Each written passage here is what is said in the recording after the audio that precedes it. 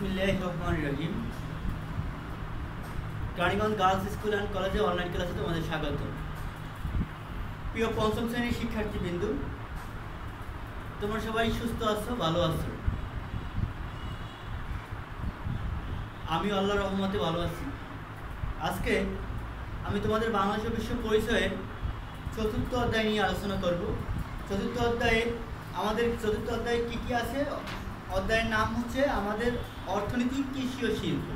আমাদের অর্থনীতি, কৃষি ও শিল্প, এটা নিয়ে আমি আলোচনা করব। এখন পার্ট 1-এ চাল, গম ও ডাল, এটা নিয়ে আমরা আলোচনা করব। চাল, গম ও ডাল, এটা আমাদের খাদ্যশস্য, তাই না? বাংলাদেশ একটি কৃষি প্রধান দেশ। এদেশে শতকরা 80% মানুষ কৃষির মাধ্যমে জীবিকা নির্বাহ করে থাকে। শতকরা কত পার্সেন্ট মানুষ? শতকরা 80% মানুষ কৃষির মাধ্যমে জীবিকা নির্বাহ করে থাকে। বর্তমানে দেশের চাহিদা পূরণ করে বিদেশে কৃষি পণ্য রপ্তানি করা হচ্ছে। চাষাবাদের জন্য এদেশের মাটি খুব উপযোগী, কারণ আমাদের একটি উর্বর বদ্বীপ অঞ্চল। আমাদের বাংলাদেশ একটা উর্বর বদ্বীপ অঞ্চল। এখানে যা বপন করি আমরা, তা থেকেই আমরা ফসল উৎপাদন করতে পারি। যা বপন করি তা থেকেই আমাদের প্রয়োজনীয় জিনিসগুলো আমরা উৎপাদন করতে পারি। মোট জাতীয় অর্থনীতি শতকরা 20% আসে কৃষি থেকে।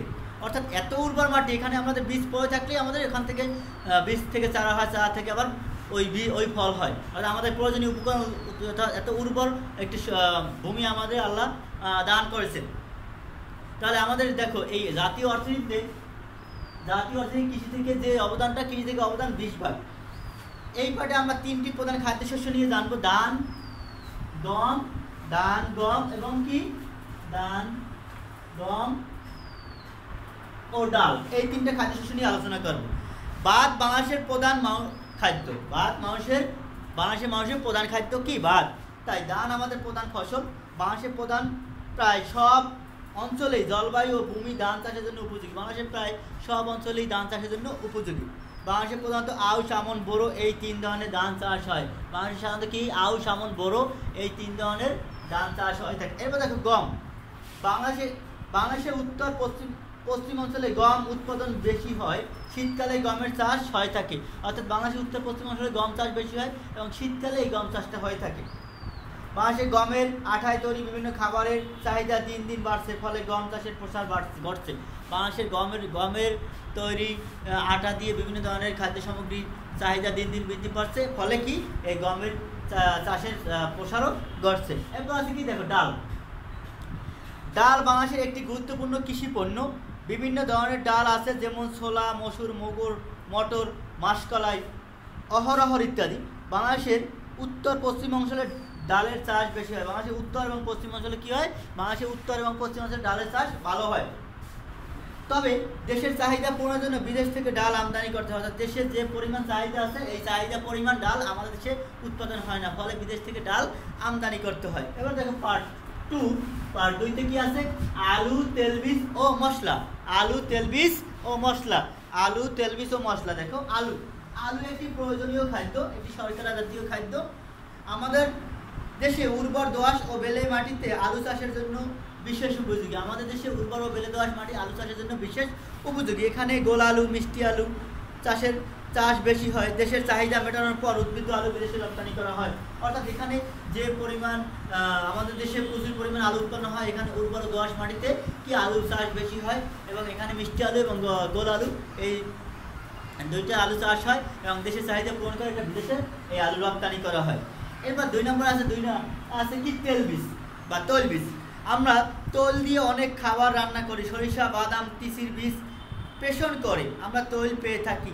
তবে চাহিদা পূরণের জন্য আমরা বিদেশ থেকে তৈল আমদানি করতে হয়। অর্থাৎ আমাদের দেশে যে পরিমাণ তেল প্রয়োজন হয়, ঠিক ওই পরিমাণ তেল আমাদের দেশে উৎপন্ন হয় না, ফলে এই তেলটা বিদেশ থেকে আমদানি করতে হয়। বিদেশ থেকে আমদানি করে আমাদের যে চাহিদা, এই চাহিদাটা পূরণ করতে হয়।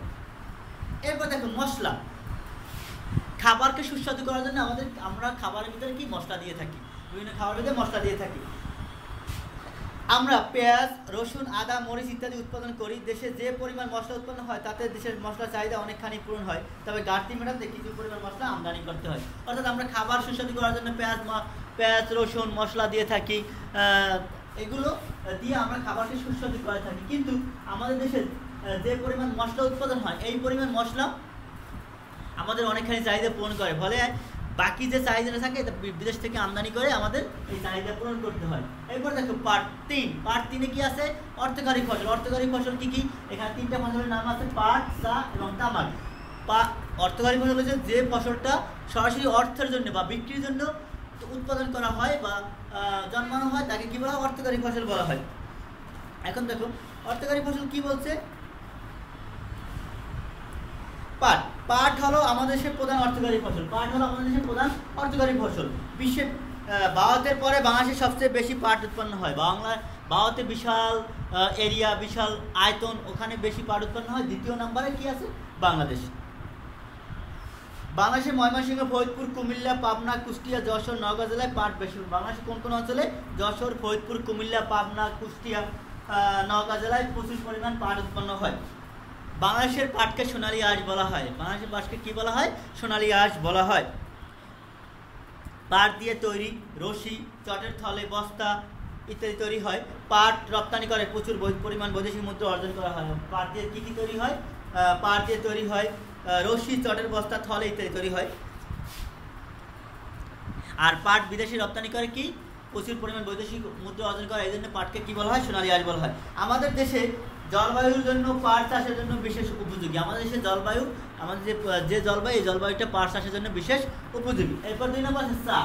চা বাংলাদেশের সব জেলায় চা উৎপন্ন হয় না, কিছু কিছু জেলায় চা উৎপন্ন হয়। তবে দেশে যে পরিমাণ চা উৎপন্ন হয় তা অর্থনীতি গুরুত্বপূর্ণ, অর্থাৎ দেশের চাহিদা পূরণ করে বিদেশেও রপ্তানি করা হয়। বাংলাদেশের সিলেট, চট্টগ্রামে চা বেশি উৎপন্ন হয়। বর্তমানে দিনাজপুর, পঞ্চগড় জেলাতেও চা চাষ হচ্ছে। বাংলাদেশের চায়ের বিশেষ সুনাম থাকায় বিদেশে এর চাহিদা রয়েছে। চা রপ্তানি করে বাংলাদেশে অনেক বৈদেশিক মুদ্রা অর্জন করে থাকে। তামাক। তামাক কোথায় কোথায় উৎপন্ন হয়? দেখো বাংলাদেশে অনেক অঞ্চলে তামাক চাষ হয়, তবে রংপুর জেলায় তামাকের চাষ বেশি হয়। সিগারেট, বিড়ি তৈরিতে তামাক ব্যবহার করা হয়। বাংলাদেশে উৎপন্ন তামাকের বেশিরভাগই রপ্তানি করা হয়। অর্থাৎ বাংলাদেশে যে পরিমাণ তামাক উৎপন্ন হয় এর বেশিরভাগই তামাককেই বিদেশে রপ্তানি করা হয়। তামাক মানুষের স্বাস্থ্যের জন্য ক্ষতিকর, তাই তামাক চাষকে নিরুৎসাহিত করা হচ্ছে। অর্থাৎ তামাক মানুষের স্বাস্থ্যের জন্য বিভিন্ন ধরনের সমস্যা সৃষ্টি করে, স্বাস্থ্য সমস্যা, তাই তামাক চাষকে নিরুৎসাহিত করার চেষ্টা করছে। বাংলাদেশের অন্যান্য অর্থকারী ফসলের মধ্যে তুলা, রেশম ও সুপারি ও রাবার উল্লেখযোগ্য। অন্য অর্থকারী ফসলের মধ্যে সুপারি, তারপর রেশম, তুলা ইত্যাদি উল্লেখযোগ্য। এরপর দেখো পার্ট 4। পার্ট 4-এ কি আছে? বাংলাদেশের শিল্প। পার্ট 4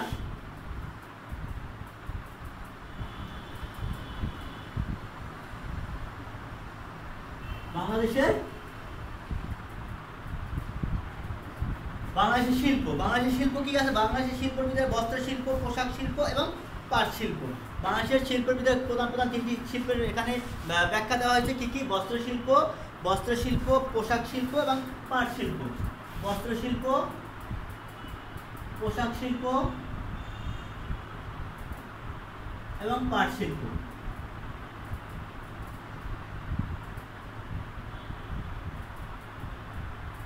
এবং পাট শিল্প, এই 3টা এখানে ব্যাখ্যা দেওয়া হয়েছে। এখন দেখো ব্যাখ্যাটা কি? বস্ত্র শিল্প বাংলাদেশের একটি গুরুত্বপূর্ণ শিল্প। ঢাকা, নারায়ণগঞ্জ, গাজীপুর জেলাতে অধিকাংশ বস্ত্রকল রয়েছে। বাংলাদেশে এই ঢাকা, নারায়ণগঞ্জ, ঢাকার আশেপাশেই জেলাগুলিতে অধিকাংশ বস্ত্র কারখানা রয়েছে। এছাড়াও দেশের তাঁত শিল্প, উন্নত মানের সুতি, সিল্ক, জামদানি, শাড়ি তৈরি হচ্ছে। একসময় দেশের তৈরি মসলিন কাপড় জগৎ বিখ্যাত ছিল। একসময় এদেশের মসলিন কাপড় ছিল জগৎ বিখ্যাত। এদেশের বস্ত্রের ব্যাপক চাহিদা রয়েছে। দেশের বস্ত্র শিল্পগুলো দেশের চাহিদা সম্পূর্ণ মেটাতে পারে না, এই জন্য বিদেশ থেকে বস্ত্র আমদানি করতে হয়। অর্থাৎ আমাদের দেশে লোক সংখ্যা অনেক বেশি, এই জন্য বস্ত্রের চাহিদা অনেক বেশি। এই জন্য যে পরিমাণ বস্ত্র আমাদের দেশে প্রয়োজন, ঠিক সেই পরিমাণ বস্ত্র আমাদের দেশে উৎপন্ন হয় না, ফলে এই বস্ত্রের চাহিদা পূরণ করার জন্য বিদেশ থেকে বস্ত্র আমদানি করতে হয়। এবার দেখো পোশাক শিল্প। পোশাক শিল্প বাংলাদেশের একটি গুরুত্বপূর্ণ শিল্প। বাংলাদেশের একটি গুরুত্বপূর্ণ শিল্প হলো পোশাক শিল্প। বাংলাদেশের মোট রপ্তানি আয়ের সিংহভাগ আসে এই তৈরি পোশাক কারখানা থেকে বা রপ্তানি করার মাধ্যমে। বাংলাদেশের পোশাক কারখানায় লক্ষ লক্ষ নারী শ্রমিক কাজ করে। প্রায় 40 লক্ষ নারী শ্রমিক এই পোশাক কারখানায় কাজ করে। প্রতি বছর এই তৈরি পোশাক রপ্তানি করে প্রচুর পরিমাণ বৈদেশিক মুদ্রা অর্জন করা হয়। এছাড়া চামড়াজাত দ্রব্য যেমন জুতা, বেল্ট, ব্যাগ ইত্যাদি এদেশ থেকে রপ্তানি করা হয়। এবার দেখো পাট শিল্প। পাটকে বাংলাদেশের সোনালী আঁশ বলা হয়, এটা আমি আগেও পাটেই তো বললাম, পাটকে বাংলাদেশে সোনালী আঁশ বলা হয়। পাট শিল্প, এদেশে প্রচুর পরিমাণ পাট উৎপন্ন হয় বিধায় এখানে পাট শিল্প গড়ে উঠেছে। কাঁচামাল হিসেবে যেমন আমরা পাট রপ্তানি করি, তেমনি পাটজাত পণ্য রপ্তানি করে থাকি। পাট কলগুলো প্রধানত নারায়ণগঞ্জ, চাঁদপুর, খুলনা, দৌলতপুর সহ নদী তীরবর্তী অঞ্চলে অবস্থিত। অর্থাৎ যেসব এলাকায় নদীতে যাতায়াত করা যায় এইসব এলাকায় সাধারণত পাট কলগুলো প্রতিষ্ঠিত হয়েছে বা গড়ে উঠেছে। এর অন্যতম কারণ হচ্ছে এসব অঞ্চলে পরিবহন সুবিধা। আমরা পাট দিয়ে ব্যাগ, কার্পেট, এমনকি বস্ত্র তৈরি করে থাকি। এসব পণ্য দেশের চাহিদা মিটিয়ে বিদেশেও রপ্তানি করা হয়। অর্থাৎ এসব পণ্য আমাদের দেশের চাহিদা, যতটুকু চাহিদা আসে এই চাহিদা পূরণ করে আমরা বিদেশে রপ্তানি করে থাকি। এরপর দেখো বৃহৎ শিল্প ও কুটির শিল্প, পার্ট 5।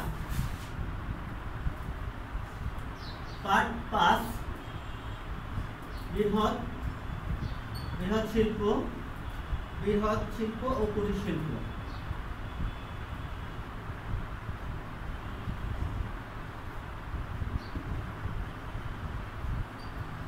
বৃহৎ শিল্প ও কুটির শিল্প, দেখো বাংলাদেশের অর্থনীতিতে বৃহৎ শিল্প ও কুটির শিল্পের গুরুত্বপূর্ণ ভূমিকা রয়েছে। বাংলাদেশের অর্থনৈতিক উন্নয়নের জন্য এই শিল্প গুরুত্বপূর্ণ ভূমিকা পালন করতে। এখনও বাংলাদেশের অর্থনৈতিক উন্নয়নের জন্য কৃষি অধিক গুরুত্বপূর্ণ ভূমিকা পালন করে, কিন্তু আস্তে আস্তে এই শিল্পের গুরুত্ব আস্তে আস্তে দিন দিন বৃদ্ধি পাচ্ছে। বাংলাদেশে কিছু কিছু কারখানায় বিপুল পরিমাণ পণ্য উৎপন্ন হয়, আবার কিছু কিছু কারখানা রয়েছে যেখানে স্বল্প পরিমাণ স্থানীয়ভাবে পণ্য উৎপাদন করা হয়। বৃহৎ শিল্প, বাংলাদেশে যে সকল বৃহৎ শিল্প রয়েছে তার মধ্যে সার শিল্প, সিমেন্ট শিল্প, কাগজ শিল্প, ওষুধ শিল্প, চিনি শিল্প উল্লেখযোগ্য। বাংলাদেশে ফেঞ্চুগঞ্জ, গোড়াসার, আশুগঞ্জ, চট্টগ্রাম, তারাকান্দি প্রভৃতি স্থানে সার কারখানা আছে, তবু বিদেশ থেকে আমাদের সার আমদানি করতে হয়। আমাদের নির্মাণ শিল্পের জন্য সিমেন্ট দরকার হয়, আমাদের দেশে বিভিন্ন সিমেন্ট কারখানাগুলোতে সিমেন্ট উৎপন্ন হয়। এবার উন্নত মানের ওষুধ তৈরির জন্য ওষুধ কারখানাও রয়েছে। এরপর দেখো কাগজ শিল্প, কলগুলোতে গাছের গুঁড়ি ও গুঁড়ি থেকে কাগজ তৈরি করা, গাছের গুঁড়ি, বাঁশ, বেত থেকে আমরা কাগজ তৈরি করে থাকি। 3টি সরকারি কাগজ কল রয়েছে, চন্দ্রকোনা, খুলনা ও পাকশিতে। 3টি, আমরা উপর ক্লাসে গেলে ওখানে আমরা 6টি কাগজ কল রয়েছে। হ্যাঁ, 6টি সরকারি কাগজ কল রয়েছে। দেখো এখানে দেখো 3টি কাগজ কল চন্দ্রকোনা, খুলনা, পাকশিতে রয়েছে। এছাড়াও বেসরকারিভাবে বেশ কিছু কাগজ কল স্থাপিত হয়েছে দেশের চাহিদা অনেক অংশ পূরণ করে। দেশের যে পরিমাণ কাগজ দরকার ঠিক সেই পরিমাণ কাগজ আমাদের দেশে উৎপন্ন হয় না, ফলে বিদেশ থেকে কিছুটা অধিকাংশ চাহিদাই পূরণ হয়, তবে যতটুকু বাড়তি প্রয়োজন ততটুকু আবার বিদেশ থেকে আমদানি করতে হয়। এবার দেখো চিনি শিল্প, আমাদের চিনি কলগুলোতে চিনি উৎপাদন ও পরিশোধন করা হয়। এদেশে সরকারি চিনি কল ছাড়াও বেশ কিছু বেসরকারি চিনি কল রয়েছে। প্রতি বছর বিপুল পরিমাণ চিনি আমদানি করতে হয়, প্রতি বছর আমাদের দেশে বিপুল পরিমাণ চিনি আমদানি করতে হয়। এরপর দেখো কুটির শিল্প, আমাদের দেশ অর্থনৈতিকভাবে অনেক পিছিয়ে আছে, আস্তে আস্তে উন্নতির দিকে ধাবিত হচ্ছে। যখন কোনো পণ্য ক্ষুদ্র পরিসরে বাড়িঘরে অল্প পরিমাণ তৈরি করা হয় তখন তাকে কুটির শিল্প বলা হয়। যখন কোনো পণ্য খুব অল্প পরিমাণ শিল্প, অল্প পরিমাণ পুঁজি এবং ক্ষুদ্র পরিসরে ওটা উৎপন্ন করা হয় তখন তাকে কুটির শিল্প বলা হয়। বাংলাদেশের সুন্দরবন, চট্টগ্রাম, সিলেট বনাঞ্চলে কাঠ পাওয়া যায়। এই কাঠ দিয়ে বাড়ি এবং আসবাবপত্র তৈরি, যেমন খাট, টেবিল, চেয়ার, বেঞ্চ, আলমারি ইত্যাদি।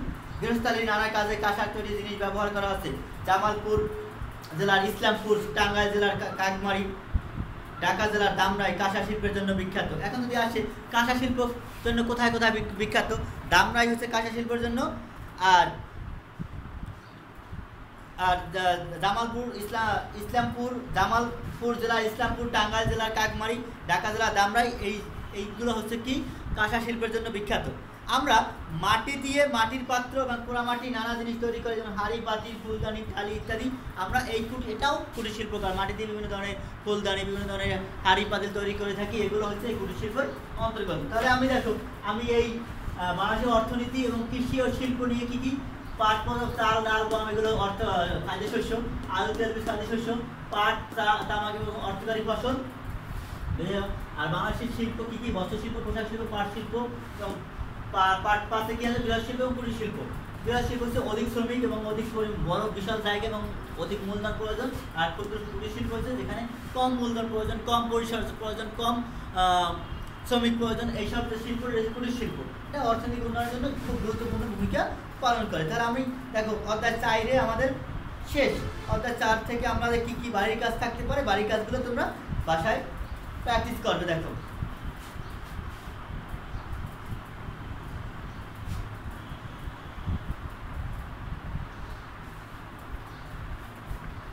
বাড়ির কাজ,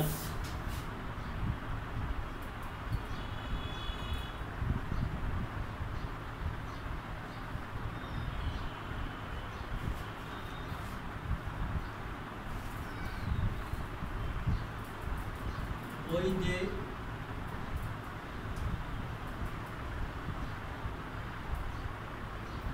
বৈদেশিক মুদ্রা অর্জনে, বৈদেশিক মুদ্রা অর্জনে কৃষি আমাদের কিভাবে সহায়তা করে?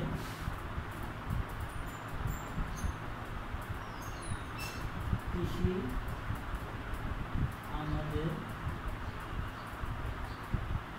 কিভাবে সহায়তা করে?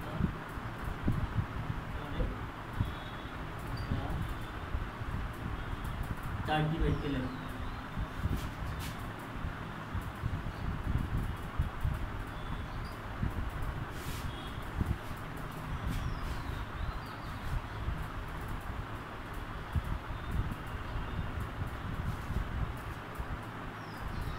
বাংলাদেশের অর্থনীতি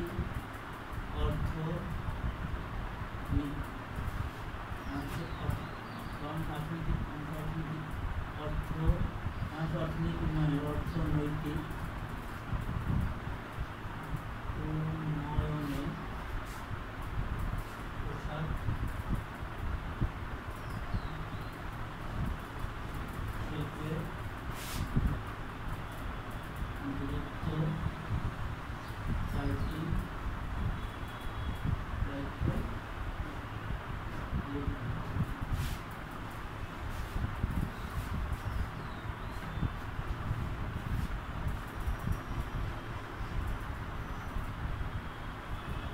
বাংলাদেশে বৃহৎ ও ক্ষুদ্র শিল্প, বাংলাদেশের উন্নয়ন,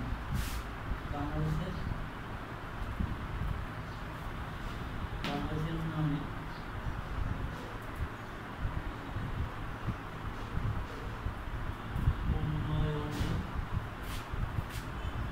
বৃহৎ ও ক্ষুদ্র শিল্পের ভূমিকা আলোচনা করব।